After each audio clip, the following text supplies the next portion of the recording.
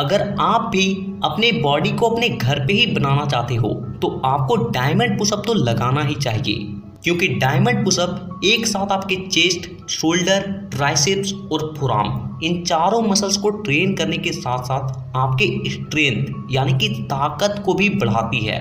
लेकिन आप में से अधिकांश लोग डायमंड पुशअप को लगा ही नहीं पाते हैं, और लगा भी लेते हैं तो ज़्यादा नहीं लगा पाते। और इसीलिए आज के इस वीडियो में मैं आपको कुछ ऐसे तरीकों के बारे में बताऊंगा जिसे अगर आप 7 से 8 दिन भी फॉलो कर लेते हो ना तो आप बड़े ही आसानी से डायमंड पुशअप को लगाने लग जाओगे।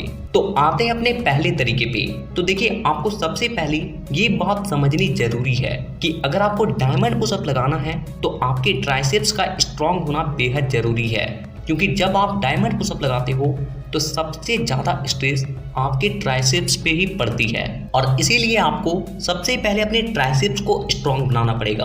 और इसके लिए आप कर सकते हो ट्राइसेप्स डिप्स। तो आपको ट्राइसेप्स डिप्स को करने के लिए क्या करना है, किसी भी बेंच या फिर किसी भी ऊंचे स्थान पे अपने हाथ को कुछ इस तरीके से पीछे करते हुए रखना है, और इसके बाद अपने पैरों को सीधा करना है और अपने हिप्स को अप एंड डाउन करते हुए अपने ट्राइसेप्स पे प्रेशर देना है। तो इस एक्सरसाइज को आपको 3 सेट 20 रेपिटेशन के लगाने हैं। इसके बाद हमारा जो दूसरा स्टेप आने वाला है, हमारा जो दूसरा तरीका है वो ये है कि नॉर्मल पुशअप। देखिए, अगर आपको डायमंड पुशअप लगाना है तो आपको नॉर्मल पुशअप तो लगाना आना ही चाहिए, और आप कम से कम 30 पुशअप तो आसानी से लगा ही लेना चाहिए। अगर आपको नॉर्मल पुशअप लगाना नहीं आता है तो पहले ही मैंने इस टॉपिक पे वीडियो बनाया था, आप उस वीडियो को देखकर नॉर्मल पुशअप लगाना सीख सकते हो। तो आपको सबसे पहले नॉर्मल पुशअप लगाना सीखना है, और आप कम से कम 30 पुशअप तो आसानी से लगा ही लेना चाहिए। तो अब हम लोग जाते हैं अपने तीसरे स्टेज पे, जहां पे आपको करना है इंक्लाइन डायमंड पुशअप। देखिए, इंक्लाइन डायमंड पुशअप जो होता है वो डायमंड पुशअप के कंपैरिजन में 50% लगाना आसान होता है, और इसीलिए सबसे पहले आपको इंक्लाइन डायमंड पुशअप में अपना कमांड बनाना है।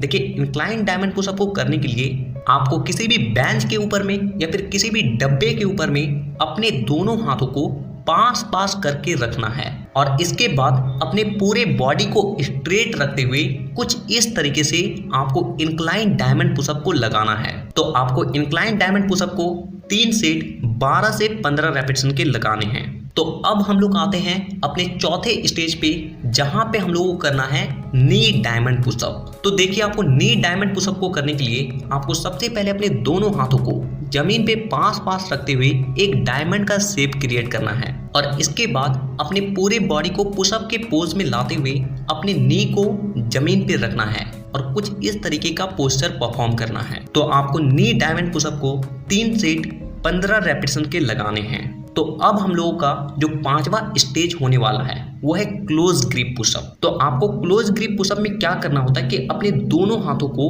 कंधे के सिधान से थोड़ा सा अंदर रखते हुए जिस तरीके से आप नॉर्मल पुशअप लगाते हो उसी तरीके से आपको क्लोज ग्रिप पुशअप को लगाना होता है। तो आपको क्लोज ग्रिप पुशअप को 10 से 12 रेपिटेशन के लगाने हैं। तो इन 5 तरीकों को जैसे ही आप 6 से 7 दिन तक रेगुलर फॉलो करोगे तो 8वें दिन आप बड़ी ही आसानी से डायमंड पुशअप को लगाने लग जाओगे, क्योंकि ये जो एक्सरसाइज है ना ये आपके उन मसल्स को स्ट्रॉन्ग बना देगी जो कि आपको डायमंड पुशअप लगाते वक्त मदद करती है। तो अब हम लोग डायमंड पुशअप लगाने का भी सही तरीका जान लेते हैं, ताकि आप इसे सही तरीके से करें और आपको इसका पूरा बेनिफिट मिल सके। तो आपको डायमंड पुशअप को करने के लिए सबसे पहले अपने दोनों हाथों को पास पास लाते हुए जमीन पे रखना है और कुछ इस तरीके से एक डायमंड का शेप क्रिएट करना है, और इसके बाद अपने पूरे बॉडी को पुशअप के पोज में लाते हुए पूरा स्ट्रेट रखना है। और आप जिस तरीके से नॉर्मल पुशअप लगाते हो ठीक उसी तरीके से आपको पुशअप लगाना है। लेकिन ध्यान रहे कि जब आप डायमंड पुशअप को लगाएं तो आपकी कोहनी दाएं बाएं नहीं जाना चाहिए, बल्कि पीछे की ओर जाना चाहिए, तभी जाके आपको इसका पूरा फायदा मिलेगा। दूसरी बात कि आपको रेंज ऑफ मोशन का भी पूरा ध्यान रखना है। आपको पुशअप ना तो ज़्यादा तेजी से लगाना है और ना ही बहुत ज़्यादा धीरे।